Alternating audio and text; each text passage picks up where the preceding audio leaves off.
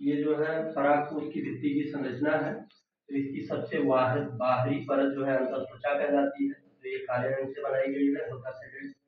और ये जो अंतःस्थिशियम है इस अंतःत्वचा के भीतर पाई जाती है।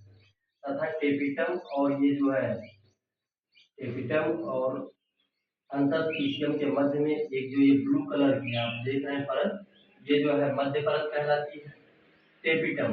ये टेपिटम जो ये घी वाली परत आप देख रहे हैं, ये जो है बीजाणुजनन ऊतक को क्या करती है, पोषण प्रदान करती है।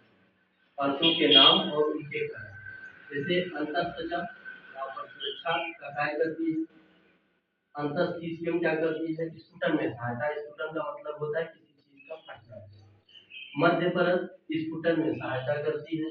अगर कहीं विकल्प में बहुविकल्पीय प्रश्न में आता है कि इनमें से कौन सी परत स्फुटन में सहायता करती है, तो मोस्ट प्रिफर्ड ऑप्शन आपका जो है अंतःस्थिशियम कर दिया जाएगा। टेपिटम क्या करती है, पोषण करती है। आइए अब बात करते हैं लघु बीजाणुजनन, या इसी को सूक्ष्म बीजाणुजनन के नाम से जाना जाता है, या इसी को परागकण जनन के नाम से जाना जाता है।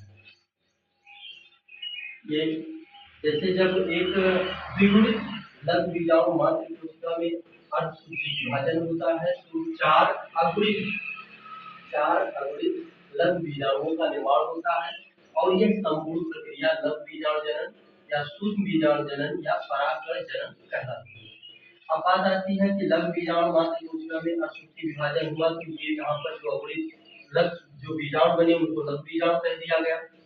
अगर हम किसी कोशिका को जो विपरीत वाली है इसको हम बीजाणु मात्र कोशिका कहते हैं, ठीक। तो इसमें जब इसमें अंशसूत्री विभाजन होगा तो यहाँ बनने वाले अगुणित लघु बीजाणु को भी क्या कह दिया जाएगा, दूसरा नाम इनका सूक्ष्म बीजाणु, या इन्हीं का एक नाम और हो सकता है परागकण मात्र कोशिका, और इनमें अंशसूत्री विभाजन होने पर परागकण का निर्माण होगा।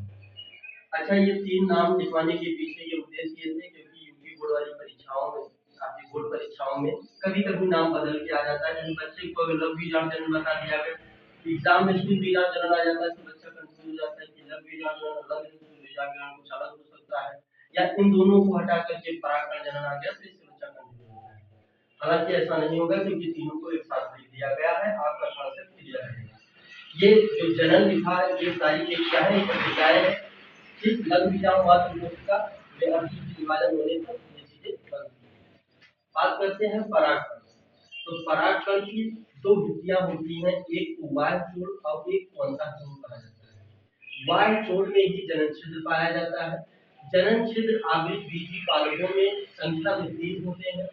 बाह्य छोर स्पोरोपालिनिन नाम के पदार्थ का बना होता है। स्पोरोपालिनिन बहुत ही कठोरतम पदार्थ होता है।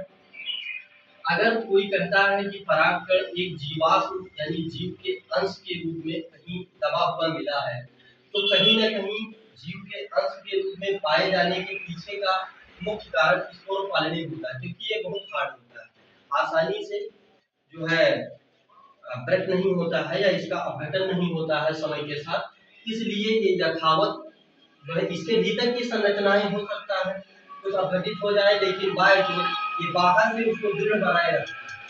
तो बाह्य छोर में ही क्या पाए जाते हैं, 3 जनन छिद्र पाए जाते हैं। यहाँ पुष्पी पादप की बात हो रही है, आवृत बीजी पादप। अंतःछोर ये पाया जाता है बाह्य छोर के भीतर, और ये पेक्टिन और सेलुलोज का बना होता है। अंतःछोर के भीतर का जो द्रव है वो 2 भागों में बटा होता है, ठीक। 2 भागों में बटा होता है, तो एक भाग को जो है काय कोशिका कह दिया जाता है, और इसमें एक बड़े आकार का केंद्रक पाया जाता है जिसे काय केंद्रक कहा जाता है। तथा ये जो छोटे आकार का आपको जो है केंद्रक दिख रहा है, तो इस वाले भाग को पूरे को जनन कोशिका कह देते हैं, और इसका केंद्रक जनन केंद्रक कहलाता है। शेष बातें परागकण के संबंध में जो है